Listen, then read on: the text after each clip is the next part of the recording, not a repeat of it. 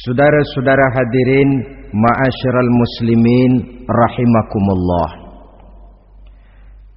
Salah satu dari rukun iman yang 6 mengajarkan kepada kita untuk beriman dengan adanya hari akhirat.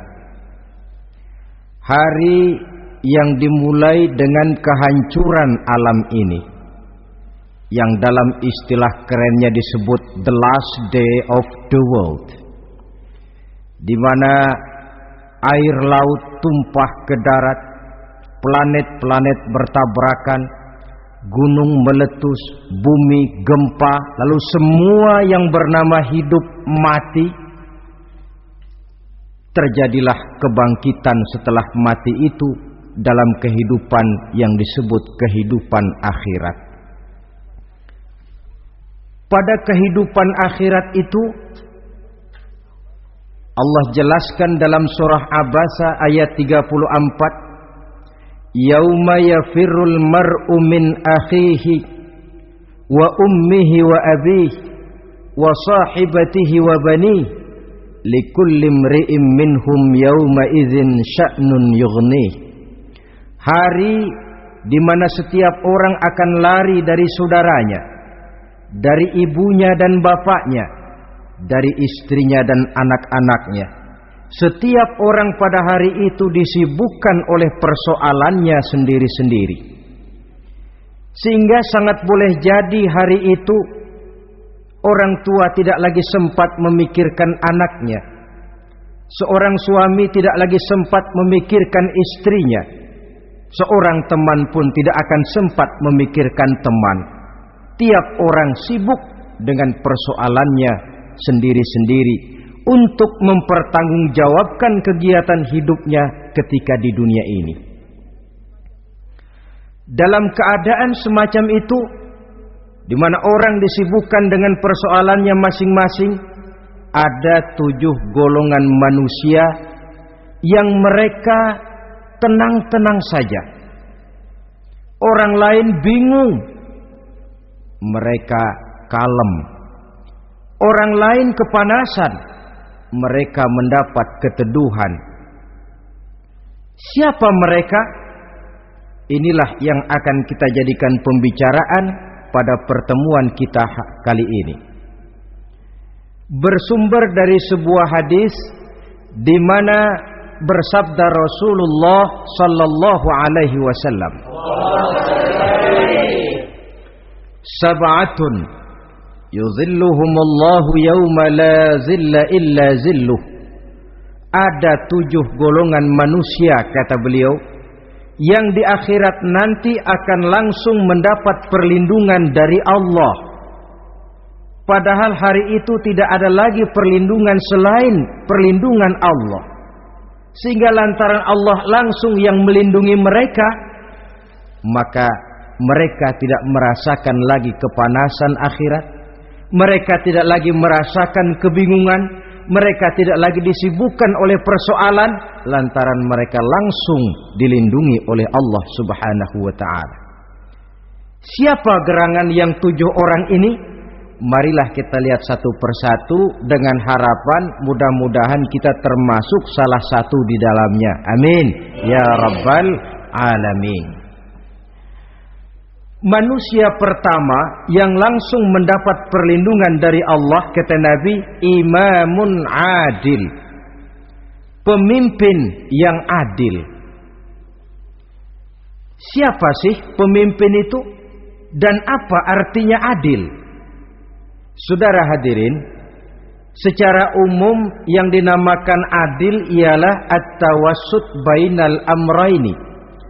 Orang yang pandai mengambil sikap jalan tengah dari 2 persoalan yang dihadapinya. Biasanya tidak berat ke kiri, juga tidak berat ke kanan. Itu yang disebut adil. Orang yang tidak hanya sekedar bisa menuntut kewajiban dari seseorang, tapi juga bisa memberikan hak kepada orang itu juga disebut adil. Lalu pemimpin itu siapa? Setiap kita adalah pemimpin. Yang besar kecilnya kepemimpinan kita bergantung kepada apa yang kita pimpin. Dan sudah barang tentu bahwa setiap pemimpin akan dimintakan pertanggunggan jawab dari apa yang dipimpinnya. Seorang pemimpin yang adil, dia menaungi orang-orang yang dipimpinnya dalam kehidupan di dunia ini. Pantas kalau di akhirat nanti Allah langsung menaungi mereka. Oleh karena itu, pemimpin merupakan suatu amanah. Jabatan di samping dia merupakan amanah juga merupakan nikmat. Dan nikmat itu akan bergantung kepada pandai atau tidak kita mensyukurinya. Beberapa contoh dalam sejarah bisa kita lihat.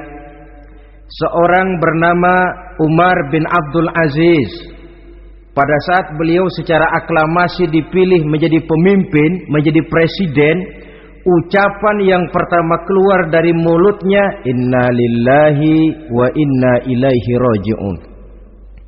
Coba bayangkan ini, dipilih jadi pemimpin, diangkat jadi presiden, bukan alhamdulillah, malah inna lillahi wa inna ilaihi raji'un. Kenapa? Dia anggap jabatan itu adalah amanah. Menyia-nyiakan amanah berarti khianat, dan khianat ini adalah dosa besar. Pantaslah kalau Allah Subhanahu wa taala memperingatkan, nikmat bisa saja berubah menjadi azab kalau kita tidak pandai mensyukurinya. La in syakartum la azidannakum wa la in kafartum inna azabi lasyadid. Kalau kamu pandai bersyukur, aku tambah nikmatku. Tapi kalau kamu tidak pandai bersyukur, kamu ingkar, kamu lupakan nikmat Allah, awas, azabku amat pedih, kata Allah.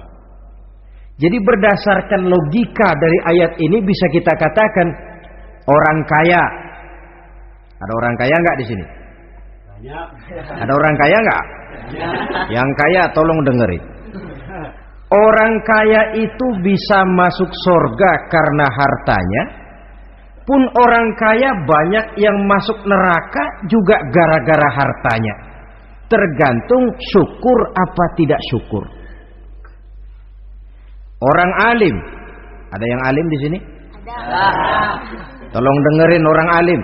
Yang ustadz, yang kiai, orang alim bisa saja masuk surga karena ilmunya, dan orang alim pun bisa masuk neraka karena ilmunya. Pejabat, ada pejabat? Banyak. Pejabat itu bisa masuk surga karena jabatannya, pun pejabat itu bisa masuk neraka karena jabatannya, bergantung syukur apa tidak. Ada orang alim, dengan ilmunya dia bimbing umat. Dia katakan yang halal itu halal, yang haram itu haram.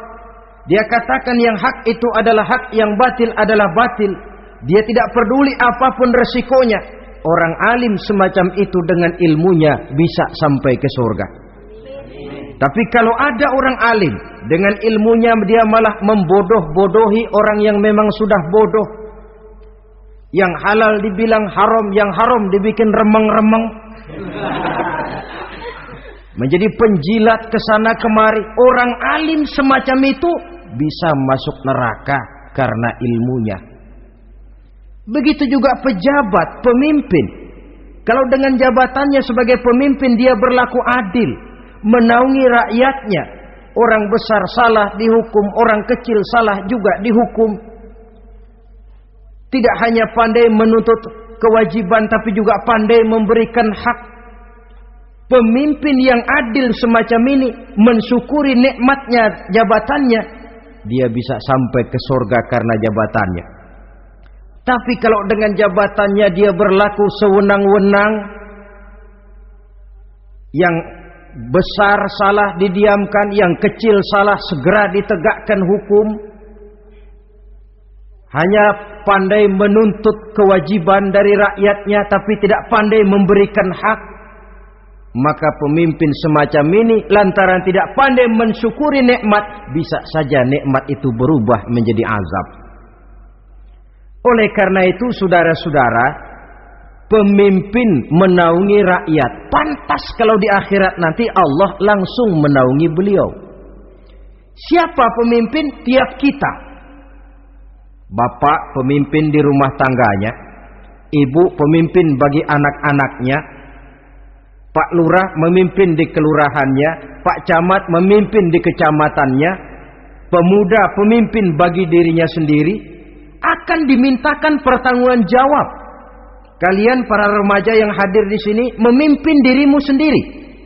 Kau akan ditanya, tanganmu kau lebih banyak gunakan buat apa? Kakimu lebih banyak kau bawa jalan kemana? Lidahmu lebih banyak membicarakan apa? Dan hari pertanggungjawaban jawab nanti kalian jangan berharap akan ada saksi dari luar. Saksinya anggota badan kita sendiri.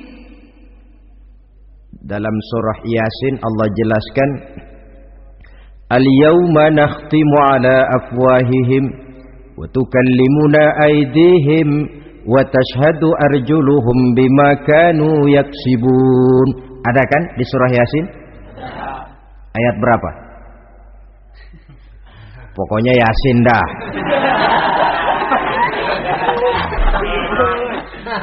Daripada repot-repot, pokoknya Yasin gitu aja biar urusan lancar.